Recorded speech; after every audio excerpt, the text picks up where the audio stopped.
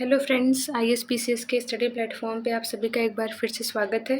तो जैसा कि आप सभी को मालूम है कि इस प्लेटफॉर्म पे घटना चक्र पॉलिटी की एक सीरीज़ स्टार्ट हुई थी, जिसमें हम लोग राष्ट्रपति तक पढ़ चुके हैं। ठीक है, मतलब हम लोग भाग 5 आर्टिकल 52 से 151 तक वाला पार्ट पढ़ रहे हैं और उसमें राष्ट्रपति वाला टॉपिक हमने कंप्लीट कर लिया है।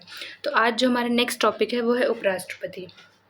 तो जैसे आप सभी को मालूम है कि उपराष्ट्रपति का पद कहाँ से लिया गया है, किस देश के संविधान से लिया गया है, तो अमेरिका के संविधान से। ठीक, तो जैसे हम लोगों ने राष्ट्रपति को कवर किया था, पहले उसके आर्टिकल्स पढ़े थे और उसके बाद जो भारत स्वतंत्रता के बाद से अब तक जितने भी राष्ट्रपति हुए हैं उनकी सूची हमने देखी थी। तो वैसे हम लोग उपराष्ट्रपति में भी करेंगे, क्योंकि उपराष्ट्रपति में ज़्यादा कुछ है नहीं, सिर्फ आर्टिकल्स हैं और उसके बाद उपराष्ट्रपति जो हुए हैं उनकी सूची है। तो इसको हम लोग एक ही क्लास में ख़त्म करने की कोशिश करेंगे। ठीक है, तो चलिए, आर्टिकल 63 क्या कहता है। आर्टिकल 63 ये कहता है कि भारत का एक उपराष्ट्रपति होगा। अगर आप लोग को याद हो तो हम लोग आर्टिकल 62 तक पढ़ चुके हैं। ठीक, 52 से 62 तक हम लोग पढ़ चुके हैं। हम लोग को पढ़ना कहाँ से कहाँ तक है, 52 से 151 तक। ठीक, तो हम लोग 52 से 61 तक पढ़ चुके हैं, 62 तक पढ़ चुके हैं। आर्टिकल 63 क्या कहता है कि भारत का एक उपराष्ट्रपति होगा। आर्टिकल 64 कहता है कि जो उपराष्ट्रपति है वो राज्यसभा का पदेन सभापति होगा। आर्टिकल 65 कहता है कि अगर मान लीजिए राष्ट्रपति अनुपस्थित है, मतलब उन्होंने अपना त्याग पत्र दे दिया या उनकी मृत्यु हो गई या महाभियोग के द्वारा उनको हटा दिया गया, तो राष्ट्रपति तो अनुपस्थित हो गया। अब 6 माह के अंदर ही उनका चुनाव होगा। ठीक, तो जो बीच में अंतराल होगा, ठीक, उसको कौन भरेगा, तो राष्ट्रपति की जगह पे कौन काम करेगा, उपराष्ट्रपति। तो राष्ट्रपति की अनुपस्थिति में कार्यों का निर्वहन कौन करेगा, उपराष्ट्रपति। और मैक्सिमम कितने महीने तक, तो 6 महीने तक, क्योंकि 6 महीने के अंदर अंदर नए राष्ट्रपति का चुनाव करा लेना है। ठीक, आर्टिकल 66 क्या कहता है, उपराष्ट्रपति के निर्वाचक मंडल की बात करता है। ठीक, जैसे राष्ट्रपति का चुनाव हुआ था सेम वैसे ही उपराष्ट्रपति का भी चुनाव होगा, लेकिन राष्ट्रपति का निर्वाचक मंडल अलग था, उपराष्ट्रपति का निर्वाचन मंडल अलग है। इनके निर्वाचक मंडल में क्या है, इनके निर्वाचक मंडल में संसद के दोनों सदन, लोकसभा और राज्यसभा के निर्वाचित और मनोनीत सदस्य भाग लेंगे। ठीक है, वहाँ पे हम लोगों ने क्या देखा था, वहाँ पे हम लोगों ने ये देखा था कि लोकसभा और राज्यसभा के सिर्फ और सिर्फ निर्वाचित सदस्य भाग लेंगे। ठीक, राज्य विधानसभा के निर्वाचित सदस्य भाग लेंगे और दिल्ली पुदुचेरी विधानसभा के निर्वाचित सदस्य भाग लेंगे। वहाँ पे मनोनीत सदस्य का कोई कॉन्सेप्ट नहीं था।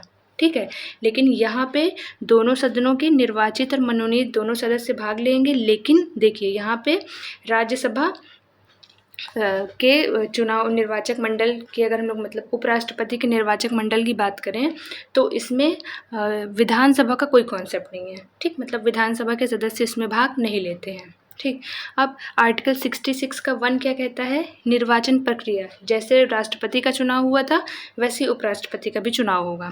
ठीक, आर्टिकल 66 का पार्ट 3 क्या कहता है, योग्यता की बात करता है, वही कि 35 वर्ष की आयु पूरी कर चुका हो।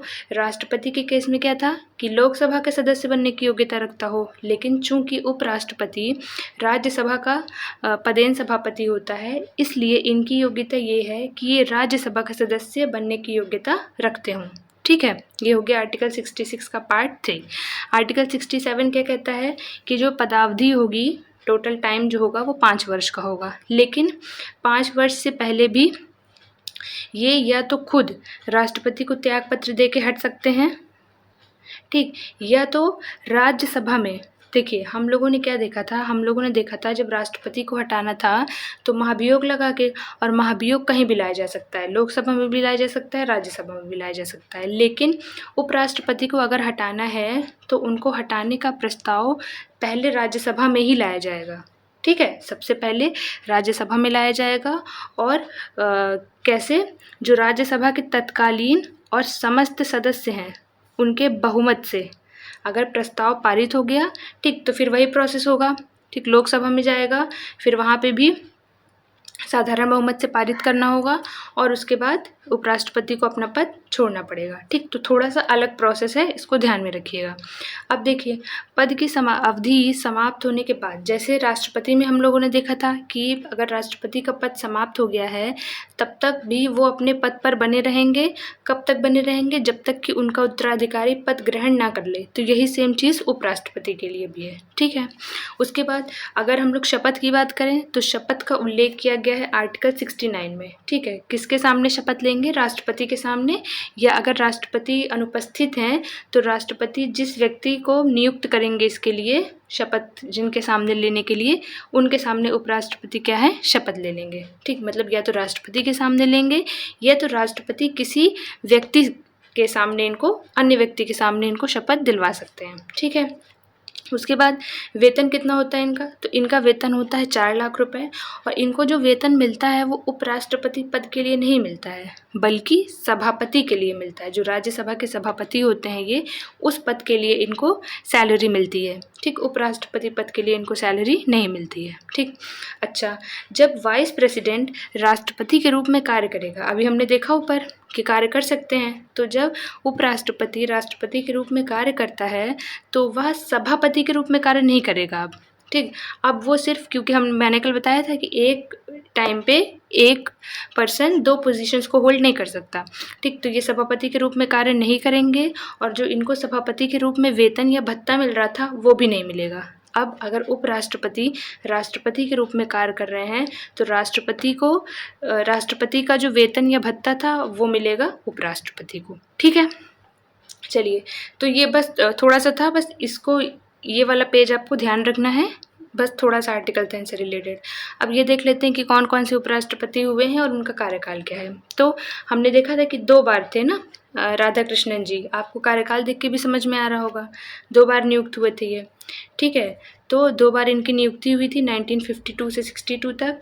फिर जाकिर हुसैन 1962 से 67, वीवी गिरी 67 से 69, गोपाल स्वरूप पाठक 69 से 74, बीडी जत्ती 1974 से 79, न्यायमूर्ति मोहम्मद हिदायतुल्लाह 1979 से 84, आर वेंकटरमण 1984 से 87, फिर शंकर दयाल शर्मा 1987 से 92, के आर नारायण 1992 से 97, कृष्णकांत 1997 से 2002, भैरव सिंह शेखावत 2002 से 2007, हामिद अंसारी 2007 से 2017, वेंकैया नायडू 2017 से 2022, और जनदीप धनखड़ जी जो अभी वर्तमान में है वो 2022 से अभी वर्तमान में ये 5 साल के लिए रहेंगे। ठीक है, तो ये थी इनकी लिस्ट। तो उम्मीद है कि आपको ये सेशन अच्छा लगा होगा, तो इसको पढ़िए, नोट्स बनाइए, क्वेश्चन सॉल्व करिए और कमेंट सेक्शन में बताइएगा। Thank you.